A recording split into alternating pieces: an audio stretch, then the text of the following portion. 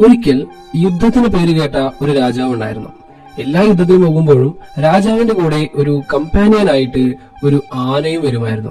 ഈ ആന ഭയങ്കര ശക്തനും ഒട്ടും പേടിയില്ലാത്തവനും വിശ്വസ്തനും ഒക്കെ ആയിരുന്നു. എപ്പോഴൊക്കെ ആളുകള് രാജാവിനെ അദ്ദേഹത്തിന്റെ കഴിവുകൾക്ക് അഭിനന്ദിക്കുന്നു, അപ്പോഴൊക്കെ രാജാവ് അതിന്റെ ഈക്വൽ ക്രെഡിറ്റ് ആ ആനയ്ക്കും കൊടുക്കുമായിരുന്നു. പക്ഷെ ഇപ്പോ കാര്യങ്ങൾ ആകെ മാറി. ആനയ്ക്ക് വയസ്സായി.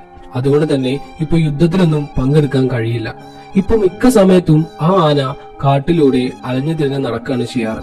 രാജാവ് ഇടയ്ക്കിടയ്ക്ക് വന്ന് അവന്റെ കാര്യങ്ങളൊക്കെ നോക്കാറും ഉണ്ടായിരുന്നു. ഒരു ദിവസം ഈ ആന കാട്ടിലൂടെ അങ്ങനെ നടക്കുന്ന സമയത്ത് ഭയങ്കര ദാഹം തോന്നി. അപ്പൊ അവിടെ അടുത്ത് കണ്ട ഒരു കുളത്തിലേക്ക് വെള്ളം കുടിക്കാനായിട്ട് പോയി.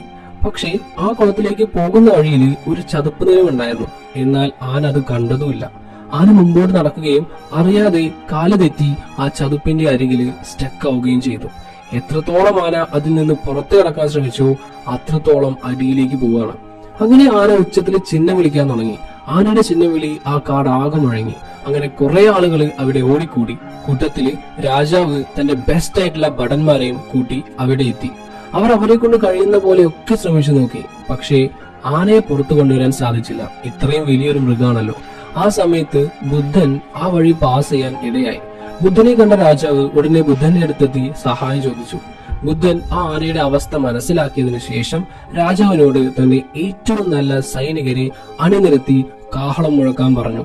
അവർ ആനയും കൊണ്ട് യുദ്ധത്തിന് പോയിരുന്നപ്പോൾ മുഴക്കിയിരുന്ന അതേ കാഹളം അവര് കാഹളം മുഴക്കി. ഈ ശബ്ദം കേട്ടതും ആനയുടെ മട്ട് മാറി. താൻ യുദ്ധത്തിന് പോവുകയാണ് എന്നുള്ള രീതിയിൽ ആന തന്റെ മുഴുവൻ ശക്തിയും സംഭരിച്ച് സ്വയം ആ ചതുപ്പിൽ നിന്നും പുറത്തു വന്നു. പലപ്പോഴും നമ്മളൊരു കാര്യം അച്ചീവ് ചെയ്യാൻ വേണ്ടി ട്രൈ ചെയ്ത് തളർന്നു പോകുമ്പോൾ നമ്മൾ എന്തിനാണ് തുടങ്ങിയത് എന്നുള്ള കാര്യം മറന്നുപോകും.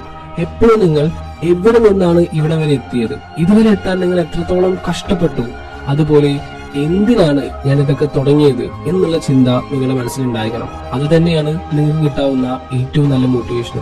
When you feel like quitting, remember why you started and always remember your struggles. Have a nice day.